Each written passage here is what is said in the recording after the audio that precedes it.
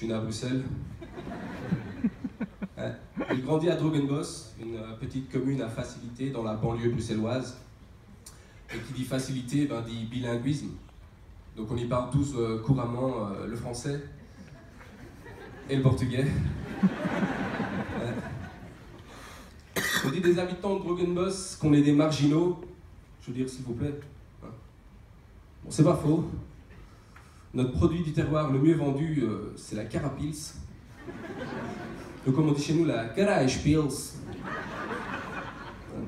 tu situes déjà un peu le niveau gastronomique.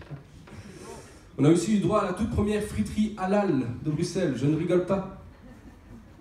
Mais je t'avoue qu'au début, ça a un peu créé la commotion. Hein, parce qu'il y avait une vidéo de Gaïa qu'on a vue sur internet où on voyait clairement les pommes de terre se faire peler la tête à l'envers, non anesthésiée. Ouais. Ça m'a choqué, j'ai pas mangé de frites pendant 3 jours, franchement. Enfin, je te dis franchement, moi à un moment, je me suis converti à l'islam parce que c'était la mode dans le quartier. Ouais. Mais ça n'a pas duré longtemps, rassurez-vous. J'étais un très mauvais musulman. Je mangeais énormément de viande de porc quand j'étais mort bourré. Ça même des fois pendant le ramadan. Scandaleux. Mais bon, j'ai quitté maintenant, il y a 7 ans exactement, les 1001 merveilles de Bruxelles pour aller m'installer à Anvers. Antwerp, le côté obscur de la force.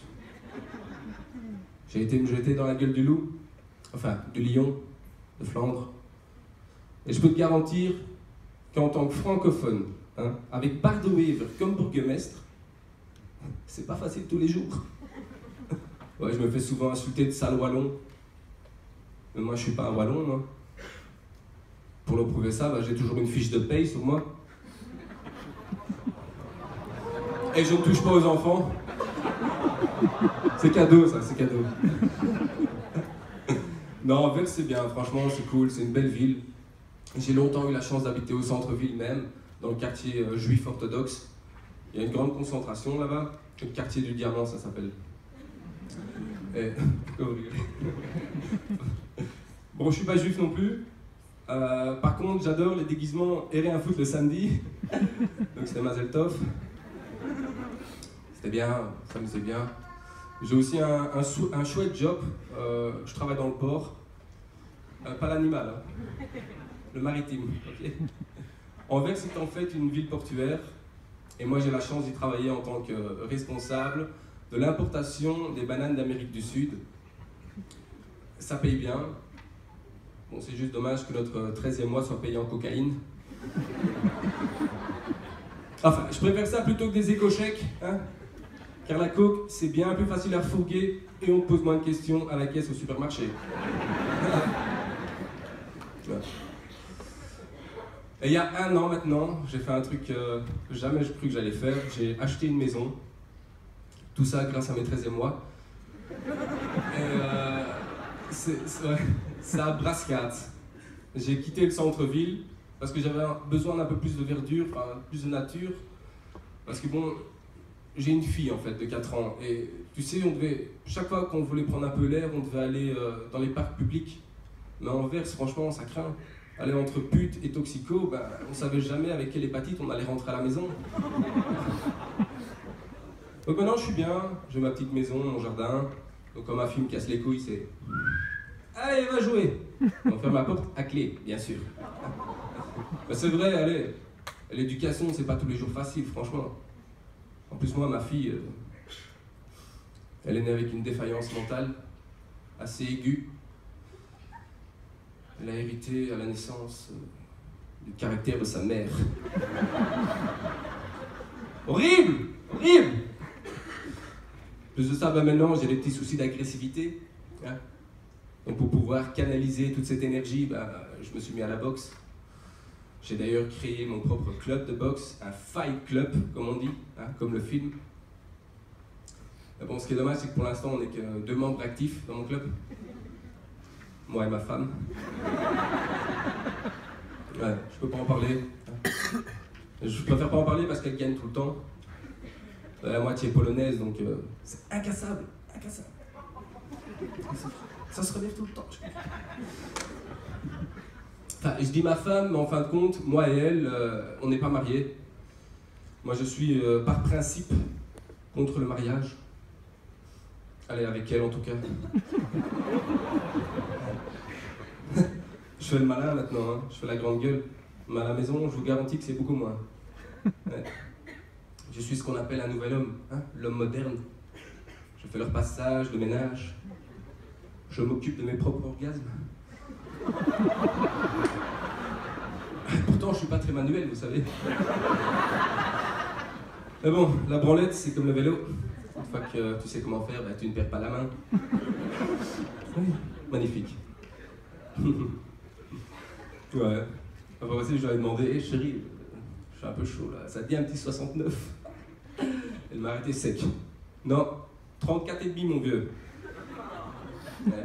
Donc moi, ma pipe, bah, j'ai pu me la fumer toute seule. Ouais. Bon, Anvers, je vous avais dit, j'ai quitté Bruxelles. Franchement, aller à Anvers, c'est une chouette ville. Vous avez peut-être vos préjugés. Vous avez raison.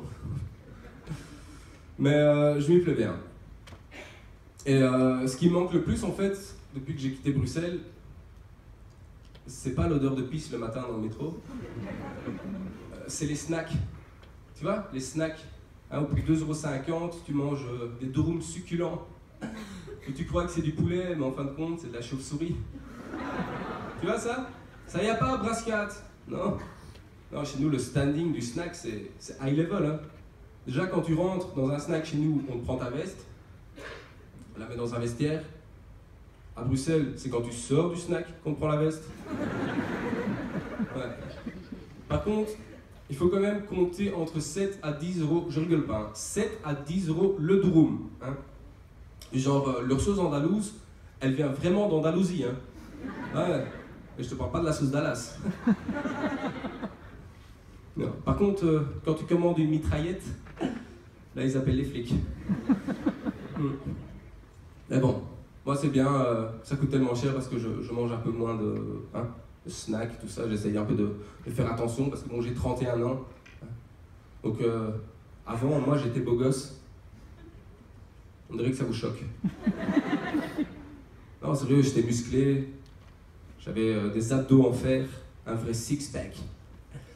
Maintenant, il me reste un vieux fût Jupiler, dont le tuyau ne se fait pas assez pomper.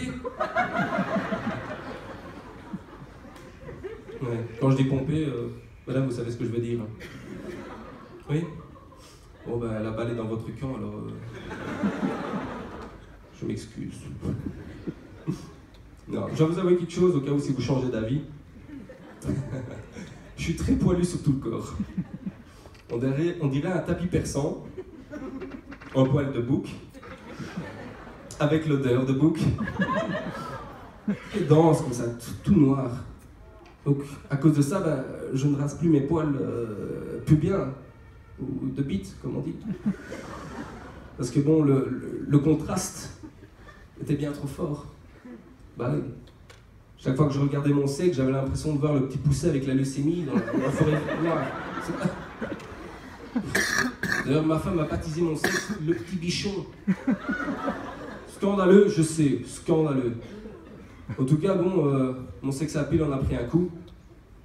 Je perds mes cheveux aussi. Super. Hein. Donc, pour compenser ce manque, hein, parce que ça me faisait mal à ma, comment on dit, masculinité, comment on dit, masculinité, comment on dit, masculinité? Vous ne savez pas, non, on ne va pas à l'école.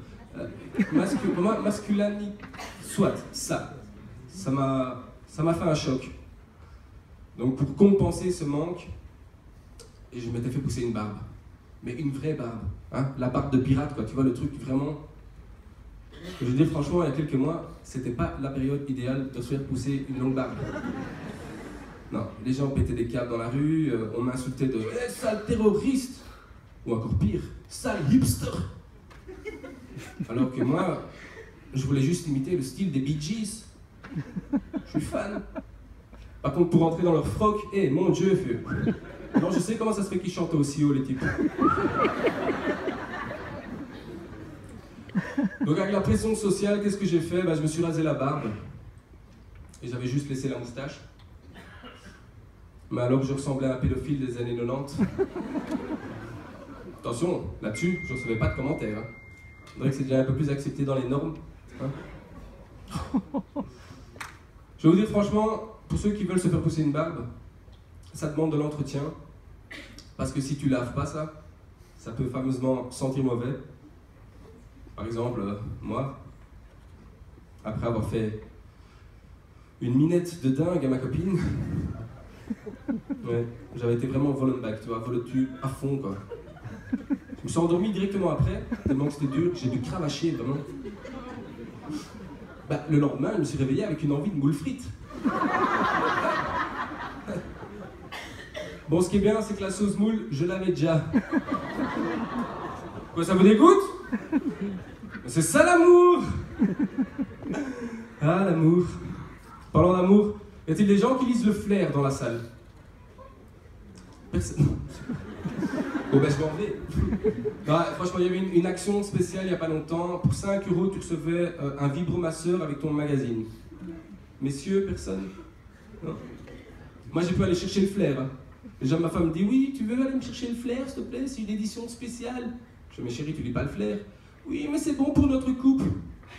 Je dis quoi, tu veux qu'on lise le flair ensemble? Puis elle me dit non, c'est parce que tu reçois un petit cadeau avec tout ça. Je dis ok c'est bon, je vais le chercher. Donc j'arrive déjà, pas tellement à mon aise, hein, chez le libraire. Yves, mon libraire Yves d'ailleurs, qui adore les jeunes espagnols comme moi. J'arrive, je le vois de loin, le rayon avec tous les livres. Je suis en mode salut Yves. Ta, ta, ta. Je prends le flair, en mode décontracté. Ça va? Tiens, je prends un magazine. Et Yves me regarde. Xavier, tu achètes le flair? Clin d'œil, clin d'œil. Et là, tout en le fixant dans je fais non Yves, c'est pas ce que tu crois, regarde. Et là, je tends mon bras, je sais pas, par réflexe dans les livres porno. Enfin, c'est toujours près de la caisse. Non Yves, c'est pas ce que tu crois d'ailleurs, tiens, mets-moi ça aussi. Et c'est là que je te sors Les Rois du Porno, édition Phallus Gigantus. Horrible. Tu devais me voir sortir de chez le libraire. Un flair, un godemichet, un livre de cul homosexuel et le numéro de portable de Yves. Ouais. Bon, j'arrive à la maison, ma femme toute impatiente. T'as mon magazine? T'as mon magazine? Hein? Ouais, genre, c'est ça que t'attends. C'était tellement mouillé qu'il glissait presque de sa chaise. D'ailleurs, j'en ai toujours des traces d'humidité dans le plafond. C'est horrible, je sais. Mais bon, je lui jette son magazine, hein, comme si je jetais un steak à un lion affamé. Elle attrape, elle déchire le plastique, elle sort le petit jouet. Et là, messieurs, dames, franchement, le bazar était grand comme ça. Genre 1 € par centimètre, quoi. Je veux dire, franchement, on était tous les deux déçus. Hein. Même à moi, ça me faisait rien. Pourtant, j'ai vite mal, je vous préviens. Ouais. Donc ouais, je pouvais pas la laisser sur sa faim. Hein. Donc j'ai été lui chercher un vrai vibromasseur dans un sex shop. Monsieur, dame, vous savez combien ça coûte un bazar pareil? Sérieux? Ça coûte les yeux de la tête. Je crois que pour ce prix-là, t'achètes au moins 50 kilos de concombres et de courgettes. Mais bon, ma mère m'a toujours dit, on ne joue pas avec la nourriture. Donc je respecte. Enfin, je demande à la femme au sex shop, de me faire un petit papier cadeau, s'il te plaît. Et je lui ai offert ça en fait pour ses 30 ans. Et elle était super heureuse avec son cadeau. Je trouvais ça juste un peu dommage que toute la famille était présente. Hein, quand elle avait son paquet. Et alors les gosses... Hey, c'est le sabre laser de Star Wars! Non, Kevin, remets ça tout de suite en place. Mais ce qui a vraiment foutu la soirée en l'air ce soir-là, c'est quand le godemichet a disparu, et la grand-mère aussi. Ouais, bon, après 5 minutes de recherche, hein, au bruit, je les ai retrouvés tous les deux. Bon, mamie était décédée. Ouais. Mais bon, elle avait l'air heureuse. Elle avait le sourire aux lèvres. Mais bon, trêve de plaisanterie, moi je voulais récupérer mon vibromasseur, ça m'avait coûté les yeux de la tête, mais ça n'a servi qu'une fois. Donc voilà, moi je m'accroupis, j'essaie de tirer le bazar, suppurer. En fait, quand tu meurs, tous tes muscles se serrent. Hein? C'est une grande crampe. J'avais l'impression de devoir sortir Excalibur de son rocher. Ouais, pas le choix, hein. On a dû crémer mémé comme ça. Allez, crémer du crématorium, hein. Enfin, cramer, je sais pas comment on dit. Ça aussi, ça a bien foutu la soirée en l'air. Allez, notre petite réception avec les sandwichs, hein, et le café. Après qu'on a cramé mamie, hein. Personne n'a touché à un sandwich. Qu'est-ce que tu veux avec cette odeur de caoutchouc brûlé sous le nez, là? Truc de dingue. Donc voilà, je lance un dernier petit appel dans la salle, vu que ma femme n'a toujours pas de... Y a-t-il par hasard un grand black dans la salle, de préférence avec la maladie de Parkinson? Non? Bon ben, j'ai une meilleure idée. Anthony!